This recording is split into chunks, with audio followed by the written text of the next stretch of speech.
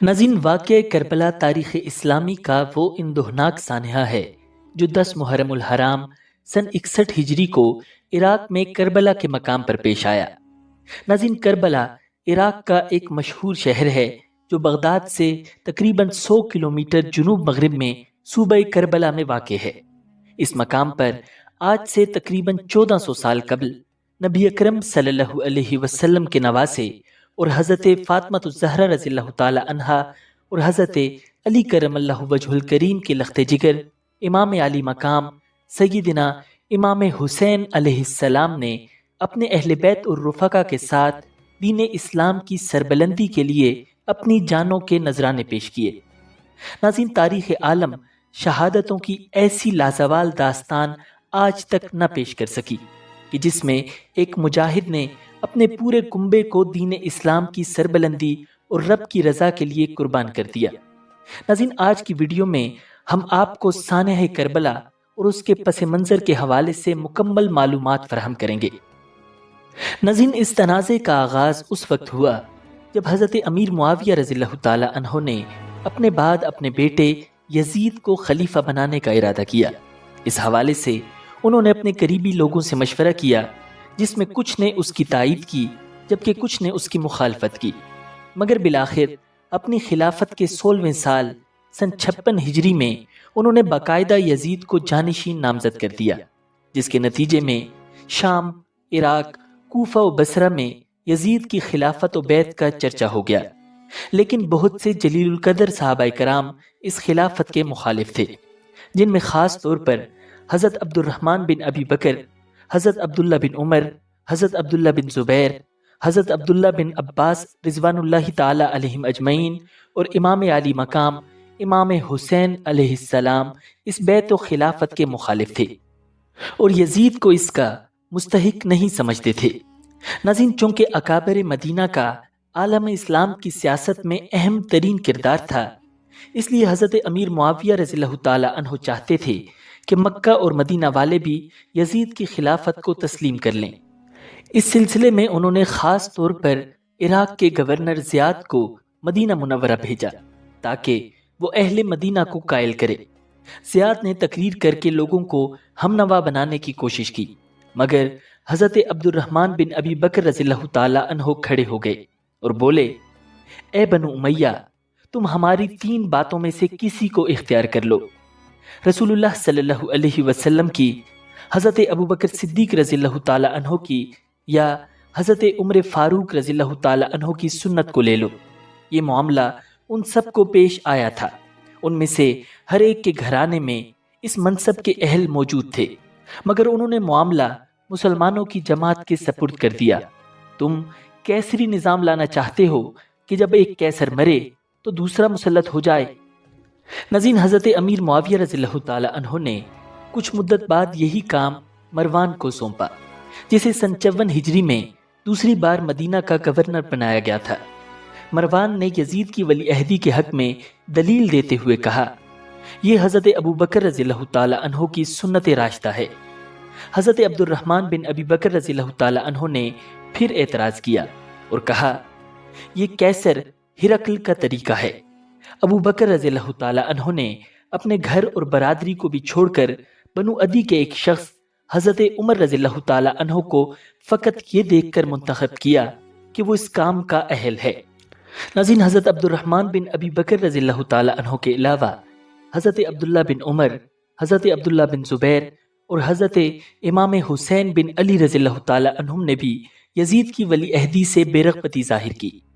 امت کے افضل ترین افراد یعنی عشرہ مبشرہ کے آخری 2 بزرگوں حضرت سعید بن زید اور حضرت سعد بن ابی وقاص رضی اللہ تعالی عنہما کی رائے بھی بہت اہم تھی، مگر ان دونوں بزرگوں نے بیعت میں قطعاً کوئی دلچسپی نہ لی۔ مروان خاصی دیر تک حضرت سعید بن زید رضی اللہ تعالی عنہ کا منتظر رہا۔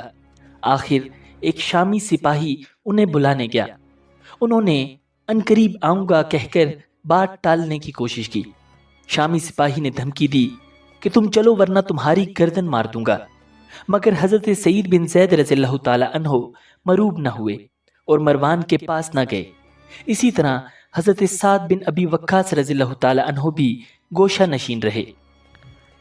ناظرین، حجاز کے عام مسلمانوں کی نظریں اہل بیت اطہار پر لگی ہوئی تھیں، خصوصاً امام علی مقام امام حسین علیہ السلام پر، جن کو وہ بجا طور پر حضرت امیر معاویہ رضی اللہ تعالی عنہ کے بعد خلافت کا مستحق سمجھتے تھے۔ اہل حجاز اس معاملے میں حضرت حسین علیہ السلام، حضرت عبداللہ بن عمر، حضرت عبد الرحمن بن ابی بکر، حضرت عبداللہ بن زبیر اور حضرت عبداللہ بن عباس رضی اللہ تعالی عنہم کی رائے کے منتظر تھے۔ ناظرین، ان حضرات کے نزدیک یہ طریقہ کتاب و سنت کے خلاف تھا۔ دوسری بات یہ کہ ان حضرات کے سامنے یزید کے ذاتی حالات بھی اس خلافت کے مناسب نہ تھے، چنانچہ یہ حضرات آخر دم تک ڈٹے رہے۔ ان حضرات کے اختلاف رائے کے پیش نظر حضرت امیر معاویہ رضی اللہ تعالی عنہ نے خود مل کر انہیں حکمت و تدبیر کے ساتھ قائل کرنے کی کوشش کی۔ سن 56 ہجری میں وہ حج کے ارادے سے حجاز تشریف لے گئے۔ اس وقت تک حضرت سعید بن زید اور حضرت سعد بن ابی وقاص رضی اللہ تعالی عنہما دونوں وفات پا چکے تھے، اس لیے حضرت امیر معاویہ رضی اللہ تعالی عنہ کی توجہ دیگر حضرات کی طرف تھی، جن میں امام حسین علیہ السلام کے علاوہ حضرت عبداللہ بن عمر، حضرت عبداللہ بن زبیر اور حضرت عبد الرحمن بن ابی بکر رضی اللہ تعالی عنہم اہم ترین تھے۔ مگر یہ تینوں یزید کی بیعت سے بچنے کے لیے مسجد الحرام میں پناہ لینے مکہ روانہ ہو گئے۔ حضرت امیر معاویہ رضی اللہ تعالی عنہ بھی ان کے پیچھے مکہ پہنچے۔ حضرت عبداللہ بن عمر رضی اللہ تعالی عنہ سے ملاقات کی اور فرمایا، ابن عمر، آپ کہا کرتے تھے کہ آپ کو ایک رات بھی کسی حکمران کے بغیر گزارنا پسند نہیں۔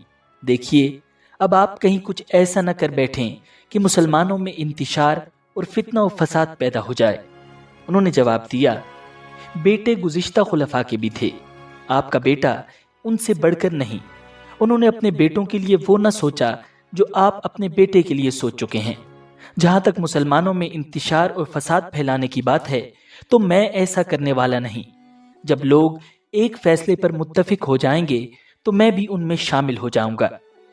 ناظرین، حضرت عبداللہ بن زبیر رضی اللہ تعالی عنہ سے گفتگو ہوئی تو انہوں نے کہا، ایک ہی وقت میں دو دو افراد کی بیعت کیسے ہو سکتی ہے؟ آپ خود ہی تو یہ حدیث روایت کرتے ہیں کہ جب دو خلیفوں کی بیعت ہو تو دوسرے کو قتل کر دیا جائے۔ امام علی مقام امام حسین علیہ السلام بھی اس فیصلے کے خلاف تھے۔ حضرت معاویہ رضی اللہ تعالی عنہ کی ان سے بھی گفتگو ہوئی، مگر کوئی ایک دوسرے کو قائل نہ کر سکا۔ اس کے بعد حضرت معاویہ رضی اللہ تعالی عنہ ان حضرات کو ان کے حال پر چھوڑ کر شام تشریف لے گئے۔ ناظرین، حضرت عبد الرحمن بن ابی بکر رضی اللہ تعالی عنہ حضرت معاویہ رضی اللہ تعالی عنہ کی شام واپسی کے بعد مکہ سے مدینہ روانہ ہوئے، مگر مکہ سے 10 میل دور کوئے حبشی میں وفات پا گئے۔ انہیں مکہ لے جا کر دفنا دیا گیا۔ ناظرین، ان کے علاوہ دیگر حضرات کو بھی یزید کی ولی عہدی پر تحفظات تھے۔ مثلا حضرت عمر بن حزم انصاری رضی اللہ تعالی عنہ نے مدینہ سے دمشق جا کر حضرت معاویہ رضی اللہ تعالی عنہ سے یزید کی ولی عہدی کے بارے میں صاف صاف باتیں کی۔ ان کا زور اس پر تھا کہ یزید کو ولی عہد نہ بنایا جائے۔ انہوں نے حضرت معاویہ رضی اللہ تعالی عنہ کو نبی اکرم صلی اللہ علیہ وسلم کی یہ حدیث سنائی، اللہ نے بندے کو جن کی ذمہ داری سونپی ہو ان کے بارے میں وہ قیامت کے دن اس سے ضرور پوچھے گا۔ یہ کہہ کر حضرت عمر بن حزم انصاری رضی اللہ تعالی عنہ نے فرمایا، معاویہ، میں آپ کو اللہ کا واسطہ دے کر کہتا ہوں کہ اچھی طرح سوچ لیں، اپنے بعد کس کو امت محمدیہ کا نگران بنا کر جا رہے ہیں۔ حضرت معاویہ رضی اللہ تعالی عنہ قیامت کے دن کی جواب دہی کے خیال سے سرد موسم میں بھی پسینہ پسینہ ہو گئے۔ پھر اللہ کی حمد و ثنا کر کے فرمایا، آپ خیرخواہ انسان ہیں، اپنی رائے کا اظہار کر دیا اور خوب کھل کر کیا۔ اصل میں بات یہ ہے کہ اس وقت یا تو میرا بیٹا موجود ہے یا دیگر صحابہ کے بیٹے، اور میرا بیٹا ان کے بیٹوں سے زیادہ اہل ہے۔ اس کے بعد حضرت معاویہ رضی اللہ تعالی عنہ نے انہیں انعام و اکرام دے کر رخصت کر دیا۔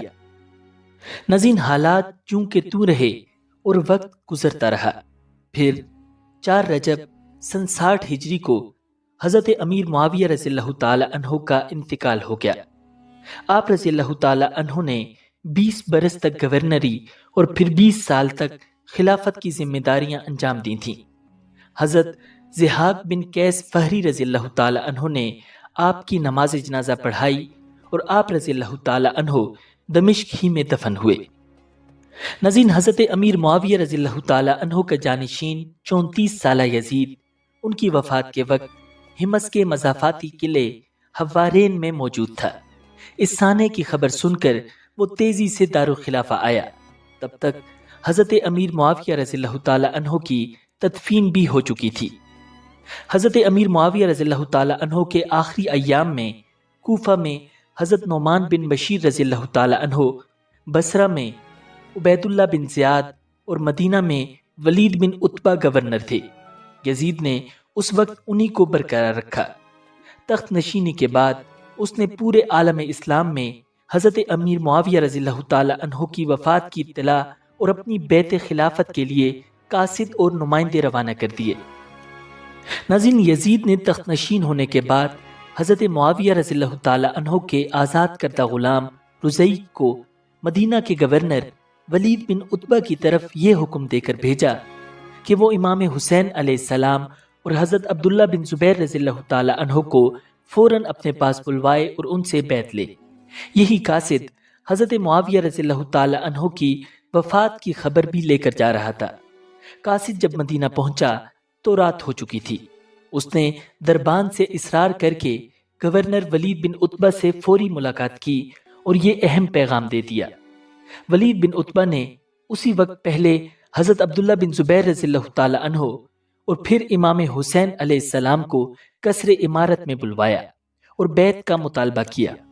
حضرت عبداللہ بن زبیر رضی اللہ تعالی عنہ نے کہا، نہ تو یہ بیعت کا وقت ہے اور نہ مجھ سا آدمی یوں تنہائی میں بیعت کر سکتا ہے۔ آپ کل منبر پر بیٹھ کر بیعت لیں۔ اسی دوران امام حسین علیہ السلام بھی تشریف لے آئے۔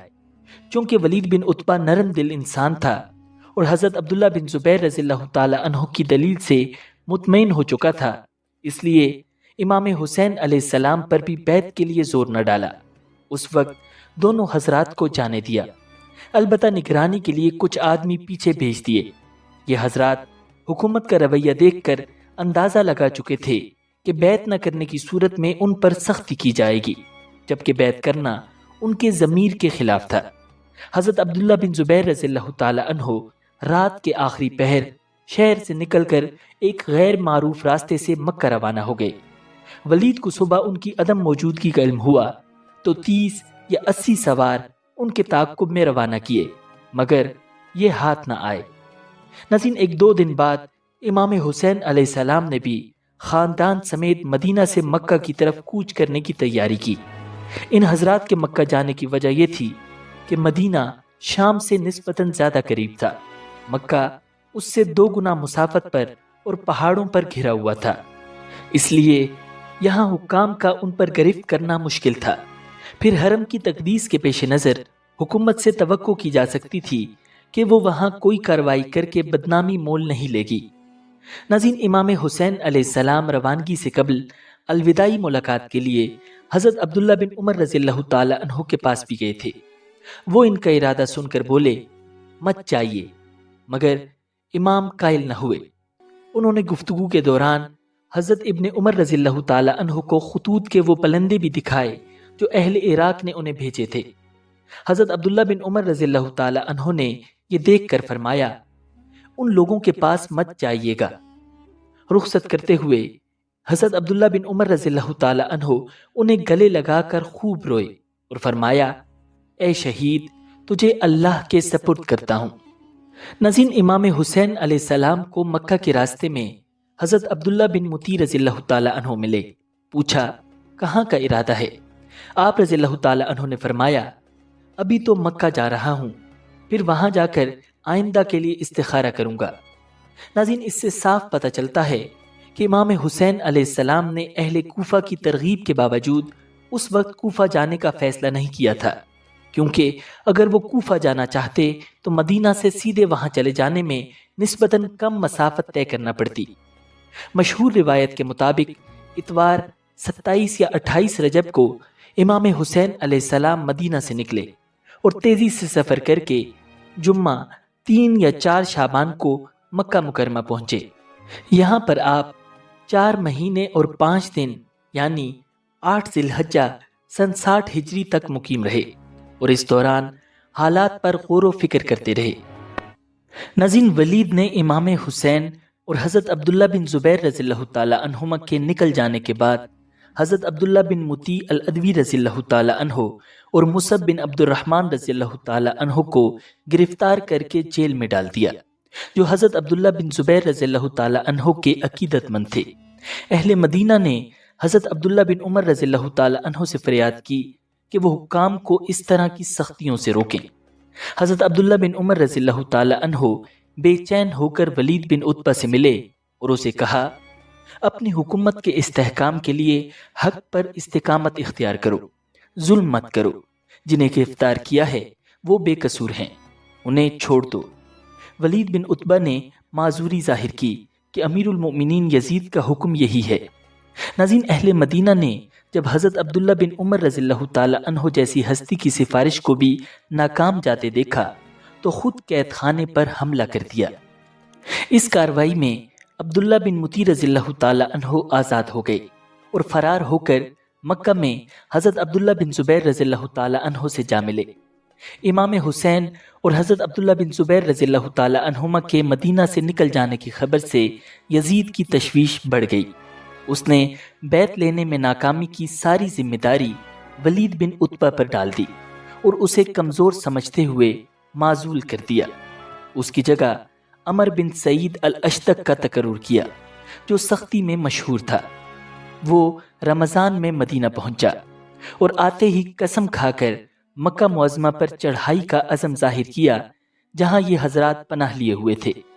مگر عمر بن سعید کے لیے فوری طور پر مکہ پر حملہ کرنا ممکن نہ تھا، کیونکہ ماہ شوال کی آمد تھی اور حجاج کے قافلے مکہ کا رخ کرنے والے تھے۔ فرزندان توحید اس مقدس سرزمین پر ایسے مبارک ایام میں نبی اکرم صلی اللہ علیہ وسلم اور صدیق اکبر رضی اللہ تعالی عنہ کے نواسوں جیسی عظیم ہستیوں کے خلاف کارروائی کو کیسے برداشت کر سکتے تھے؟ تو یزید کی حکومت کے پاس ماہ ذو الحجہ کے اختتام اور حاجیوں کی واپسی تک انتظار کے سوا کوئی چارہ نہ تھا۔ ناظرین، اس دوران حالات کے اتار چڑھاؤ پر غور کرتے کرتے امام حسین رضی اللہ تعالی عنہ اور حضرت عبداللہ بن زبیر رضی اللہ تعالی عنہ، جو موقع بموقع مشوروں میں مصروف رہتے تھے، اس نتیجے تک پہنچ گئے کہ کسی مناسب مقام کو مرکز بنا کر اپنی جد و جہد کو آگے بڑھانا چاہیے۔ مگر جد و جہد کے مرکز کے تعین میں دونوں کی رائے الگ الگ تھی۔ حضرت عبداللہ بن زبیر رضی اللہ تعالی عنہ مکہ کو سب سے محفوظ اور مناسب سمجھتے تھے، جو عالم اسلام کا ایمانی اور روحانی مرکز تھا۔ وہاں ان کے حامی قریشیوں کے علاوہ اہل صلاح و تقوی کی بڑی تعداد آباد تھی۔ وہ چاہتے تھے کہ امام حسین علیہ السلام بھی مکہ ہی کو مرکز بنائیں، لیکن جس طرح امام حسین کے پاس کوفہ سے مسلسل خطوط اور وفود آ کر اپنی پختہ حمایت کا یقین دلا رہے تھے، اس کے پیش نظر امام حسین نے عراق جانے پر سنجیدگی سے غور کرنا شروع کر دیا۔ اس کی پہلی وجہ یہ تھی کہ آپ کے نزدیک تحریک میں عوام کے جان و مال کا تحفظ بہت اہم تھا۔ حجاز کی بنسبت عراق میں افرادی قوت زیادہ تھی، اس لیے وہاں کم نقصان کے ساتھ غلبے کی امید کی جا سکتی تھی۔ دوسرے، آپ کو اپنی جان سے زیادہ حرمین کا تقدس عزیز تھا، اسی لیے آپ فرمایا کرتے تھے، اگر میں کہیں اور قتل کر دیا جاؤں تو یہ مجھے پسند ہے، مگر یہ گوارا نہیں کہ میری وجہ سے اس سرزمین کی عظمت پامال ہو۔ ناظرین، اس دوران یزید کی جانب سے بھی اپنی حکومت کے قیام اور جگہ جگہ بیعت خلافت لینے کا سلسلہ جاری تھا۔ مختلف شہروں میں گورنروں نے لوگوں سے بیعت لے لی تھی۔ یزید کا نمائندہ بیعت لینے جب حضرت عبداللہ بن عباس رضی اللہ تعالی عنہ کے پاس مکہ پہنچا تو انہوں نے حاضرین سے کہا، اللہ کی قسم، معاویہ اپنے سے پہلے خلفاء کی طرح نہیں تھے، مگر ان کے بعد ان جیسا بھی کوئی نہیں آئے گا۔ یقیناً ان کا بیٹا یزید ان کے نیک کنبے کا فرد ہے، لہٰذا آپ سب اپنی اپنی جگہ آرام سے بیٹھے رہیے گا۔ یزید کی بیعت کر کے اطاعت کیجیے گا۔ اس کے بعد خود بھی بیعت کر لی۔ ناظرین، حضرت عبداللہ بن عمر رضی اللہ تعالی عنہ کا موقف یہ تھا کہ اگر سب لوگ بیعت کر لیں گے تو میں بھی کر لوں گا۔ اسی لیے جب انہوں نے دیکھا کہ اکثریت نے بیعت کر لی ہے تو انہیں یزید کی مخالفت میں کامیابی کی امید کے بجائے امت کے اختلاف کا خطرہ محسوس ہوا، لہٰذا انہوں نے بھی بیعت کر لی۔ ناظرین، امام حسین علیہ السلام اور حضرت عبداللہ بن زبیر رضی اللہ تعالی عنہ کے مدینہ سے مکہ پہنچنے کے 2 ماہ بعد شوال میں موسم حج شروع ہو گیا تھا۔ یوں اگلے 3 مہینوں میں بھی حاجیوں کے رش کی وجہ سے یزید کی طرف سے ان حضرات کے خلاف کوئی کارروائی ممکن نہ تھی۔ تاہم جو ہی حاجی واپس ہوئے اور یزید کی حکومت کو سنبھالا ملا تو سن 61 ہجری میں یزید کے گورنر عمر بن سعید کے 2000 سپاہیوں نے مکہ پر حملہ کر دیا۔ حضرت عبداللہ بن زبیر رضی اللہ تعالی عنہ نے مکہ کے شہریوں کی مدد سے انہیں مار بھگایا۔ ناظرین، امام حسین علیہ السلام مکہ میں ہی تھے کہ یزید نے حضرت عبداللہ بن عباس رضی اللہ تعالی عنہ کو ایک خط بھیجا جس میں تحریر تھا: حسین کے پاس مشرق کے لوگ آ کر انہیں خلافت کی امید دلا رہے ہیں۔ آپ حالات سے باخبر تجربہ کار انسان ہیں۔ اگر حسین نے ایسا کیا تو قرابت داری کے بندھن ٹوٹ جائیں گے۔ آپ خاندان کے بڑے اور معزز آدمی ہیں، ان کو اس شورش پسندی سے روکیں۔ حضرت عبداللہ بن عباس رضی اللہ تعالی عنہ نے جواب میں تحریر فرمایا: مجھے امید ہے کہ حسین کی روانگی کسی ایسے کام کے لیے نہیں ہوگی جو آپ کو ناگوار ہو۔ ناظرین، دوسری طرف اہل کوفہ کے لگاتار خطوط اور وفود آ رہے تھے اور اطلاعات یہ تھیں کہ پورا عراق یزید کے کنٹرول سے باہر ہے۔ صرف کوفہ میں 1 لاکھ مسلح آدمی امام حسین علیہ السلام کی حمایت کے لیے تیار ہیں، اور یہ کہ لوگوں نے مقامی گورنر حضرت نعمان بن بشیر رضی اللہ تعالی عنہ کے پیچھے نماز جمعہ تک میں شریک ہونا ترک کر دیا ہے۔ لوگ امام حسین کے وفادار ہیں اور ان کے سوا کسی پر بھروسہ نہیں کر سکتے۔ ناظرین، حالات کا یہ منظرنامہ بتا رہا تھا کہ اگر فوری طور پر عراق کا سفر نہ کیا گیا تو وہاں زبردست قتل و غارت کری شروع ہو سکتی ہے، کیونکہ وہاں کے کم حوصلہ اور عجلت پسند لوگ کسی بھی وقت اندھا دھند بغاوت برپا کر سکتے تھے۔ امام حسین علیہ السلام نے اپنے والد ماجد کے طرز عمل کا برسوں مشاہدہ کیا تھا کہ انہوں نے نادان لوگوں کو ان کے حال پر چھوڑنے کے بجائے شفقت و محبت سے اپنے ساتھ ملا کر ان کی تربیت کی کوشش کی تھی۔ اس وقت ایسے ہزاروں عقیدت مند مضطرب و بے قرار ہو کر آپ علیہ السلام کو بلا رہے تھے، اور آپ کے سوا ایسا کوئی نہ تھا جو ان کے سر پر ہاتھ رکھ کر ان کی رہنمائی کرتا۔ اگر انہیں ان کے حال پر چھوڑ دیا جاتا تو ایک بے مقصد خانہ جنگی شروع ہو جاتی۔ اس لیے آپ علیہ السلام نے خطرہ مول لے کر عراق جانا ضروری سمجھا۔ ناظرین، اکابر حجاز اہل کوفہ کی تاریخ سے اچھی طرح واقف تھے، اس لیے جب سفر کا ارادہ کرتے ہوئے امام حسین علیہ السلام کے دیگر اکابر سے مشورے ہوئے تو سب نے کوفہ کو خطرناک قرار دے کر آپ کو حجاز ہی میں رہنے کا مشورہ دیا۔ ان خیر خواہوں میں حضرت عبداللہ بن زبیر رضی اللہ تعالی عنہ بھی تھے۔ انہیں جب آپ کا عزم معلوم ہوا تو بے اختیار بولے: آپ کہاں جائیں گے؟ ان لوگوں کے پاس جنہوں نے آپ کے والد کو قتل کیا، آپ کے بھائی کا ساتھ نہ دیا۔ امام حسین نے فرمایا: اگر میں ادھر ادھر قتل بھی کر دیا جاؤں تو یہ مجھے پسند ہے، مگر یہ گوارا نہیں کہ میری وجہ سے اس سرزمین کی عظمت پامال ہو۔ ناظرین، امام حسین علیہ السلام نے کوفہ جانے سے قبل احتیاط سے کام لیتے ہوئے اپنے چچا زاد بھائی مسلم بن عقیل کو کوفہ روانہ کر دیا تاکہ وہ اپنی آنکھوں سے وہاں کی صورتحال دیکھ بھال لیں۔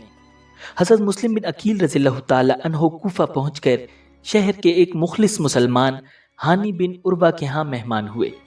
اہل کوفہ بڑی تعداد میں ان کے گرد جمع ہو گئے۔ کوفہ کے گورنر نعمان بن بشیر رضی اللہ تعالی عنہ ایک عالم فاضل صحابی تھے۔ سن 2 ہجری میں پیدا ہوئے، 114 حدیثوں کے راوی اور بہترین خطیب تھے۔ حضرت مسلم بن عقیل کی آمد اور ان کی سرگرمیوں سے واقف ہونے کے باوجود حضرت نعمان بن بشیر رضی اللہ تعالی عنہ نے ان پر کوئی روک ٹوک نہ کی۔ کوفہ کے بعض سخت مزاج افسران نے حضرت نعمان بن بشیر رضی اللہ تعالی عنہ کی اس نرمی پر تنقید کی اور انہیں کمزوری کا طعنہ دیا، تو انہوں نے فرمایا، اللہ کی اطاعت کی حدود میں رہ کر کمزور کہلانا مجھے پسند ہے، مگر یہ گوارا نہیں کہ اللہ کی نافرمانی کر کے طاقتور کہلاؤں۔ ناظرین، ان حالات میں حضرت مسلم بن عقیل رضی اللہ تعالی عنہ نے حضرت امام حسین علیہ السلام کو یہ اطلاع دے دی کہ 12,000 افراد بیعت کر چکے ہیں، آپ تشریف لے آئیں۔ ناظرین، ایک روایت میں ہے کہ تمام کوفہ والے آپ کے ساتھ ہیں، آپ جو ہی میرا خط پڑھیں تشریف لے آئیے۔ یہ مراسلہ 11 ذی القعدہ سن 60 ہجری کو روانہ کیا گیا۔ ناظرین، حضرت مسلم بن عقیل رضی اللہ تعالی عنہ کا مراسلہ پہنچنے میں 3-4 ہفتے لگے، اور اس دوران کوفہ کے حالات خاصے بدل گئے، جن سے امام حسین علیہ السلام بے خبر رہے۔ ہوا یہ کہ کوفہ کے بعض شدت پسند لوگوں نے حضرت مسلم بن عقیل رضی اللہ تعالی عنہ کے بارے میں گورنر حضرت نعمان بن بشیر رضی اللہ تعالی عنہ کی نرمی کو سخت ناپسند کیا۔ پہلے انہیں برا بھلا کہا، جب وہ اپنی کشادہ دلی پر قائم رہے تو یزید کو سارا حال نمک مرچ لگا کر لکھ بھیجا۔ اس نے نعمان بن بشیر رضی اللہ تعالی عنہ جیسے پختہ عمر اور بصیرت مند انسان کو معزول کر دیا۔ اپنے حکم نامے میں عبید اللہ بن زیاد سے رضامندی اور خوشی کا اظہار کرتے ہوئے بصرہ کے ساتھ کوفہ کی حکومت بھی اس کے سپرد کر دی۔ ساتھ ہی حکم دیا کہ مسلم بن عقیل کو تلاش کرو، مل جائیں تو قتل کر ڈالو۔ عبید اللہ بن زیاد یزید کا حکم ملتے ہی بصرہ سے سیدھا کوفہ پہنچ گیا۔ مسلم بن عقیل اس وقت شہر کے ایک ممتاز سرکاری امیر ہانی بن عروہ کے ہاں قیام پذیر تھے۔ عبید اللہ بن زیاد کو خبر مل گئی، اس نے ہانی کو بلا کر پوچھ گچھ کی۔ جب انہوں نے مسلم بن عقیل کا پتہ نہ بتایا تو سخت زد و کوب کے بعد قلعے میں بند کر دیا۔ ناظرین، اس کے بعد ایک ایسا واقعہ ہوا جس نے حالات کا رخ بالکل موڑ دیا۔ حضرت مسلم بن عقیل اپنے میزبان ہانی بن عروہ کو چھڑانے کے لیے 4,000 مسلح افراد کے ساتھ میدان میں آ گئے۔ جب اس مجمع کو لے کر وہ قصر عمارت کی طرف بڑھے تو شروع میں عبید اللہ بن زیاد خوف زدہ ہو گیا، مگر جلد ہی اہل کوفہ کی پرانی سرشت کا ایک بار پھر اظہار ہوا۔ مسلم بن عقیل ابھی آگے بڑھ رہے تھے کہ 30-30، 40-40 افراد ان کا ساتھ چھوڑ کر دائیں بائیں نکلنے والی گلیوں میں فرار ہوتے چلے گئے، یہاں تک کہ جب مسلم بن عقیل عبید اللہ بن زیاد کے مقابلے میں آئے تو گنتی کے چند لوگ ان کے ساتھ رہ گئے تھے۔ جو 40-50 افراد مسلم بن عقیل کے ساتھ رہ گئے تھے، ان کی اکثریت کو عبید اللہ بن زیاد نے چالاکی اور دھونس سے کام لیتے ہوئے میدان سے ہٹا دیا۔ اس کے بعد مسلم بن عقیل کو گرفتار کرنے کے لیے سپاہیوں کو آگے بڑھایا۔ اس جھڑپ میں مسلم بن عقیل زخمی ہو کر تاریکی میں فرار ہو گئے۔ اس وقت حالت یہ تھی کہ شہر کی گلیوں کا راستہ بتانے کے لیے کوئی ایک فرد بھی ساتھ نہ تھا۔ خانوادہ بنی ہاشم کا یہ چشم و چراغ زخمی حالت میں بھوکا پیاسا اکیلا کوفہ کی گلیوں میں بھٹکتا رہا۔ آخر ایک خاتون نے پانی پلایا اور یہ جان کر کہ وہ مسلم بن عقیل ہیں پناہ دے دی، مگر اس عورت کا بیٹا عبید اللہ بن زیاد کے دست راست محمد بن اشعث کا ساتھی تھا، اس نے مخبری کر دی۔ مسلم بن عقیل اس گھر سے گرفتار کر لیے گئے۔ عبید اللہ بن زیاد نے انہیں بڑی بے دردی سے قتل کر کے لاش محل کے چھت سے نیچے پھینکوا دی۔ ہانی بن عروہ کو بھی قتل کر دیا گیا۔ ناظرین، امام حسین علیہ السلام ان حالات سے بے خبر تھے۔ حضرت مسلم بن عقیل کی اطمینان دہی پر آپ علیہ السلام نے اہل و عیال سمیت کوفہ جانے کی تیاری کر لی تھی۔ آپ علیہ السلام ذی الحجہ کے پہلے عشرے میں کوفہ کی طرف روانہ ہوئے۔ ناظرین، کربلا کی جانب آپ کے سفر اور آپ علیہ السلام کی عزم و ہمت اور قربانی کی لازوال داستان جاننے کے لیے دیکھتے رہیے اسلامک ورلڈ ویو۔ ویڈیو پسند آئی ہے تو لائک کیجئے اور کامنٹ سیکشن میں اپنی رائے سے ضرور آگاہ کیجئے گا۔ ملتے ہیں بہت جلد ایک نئی ویڈیو کے ساتھ۔ اللہ نگہبان۔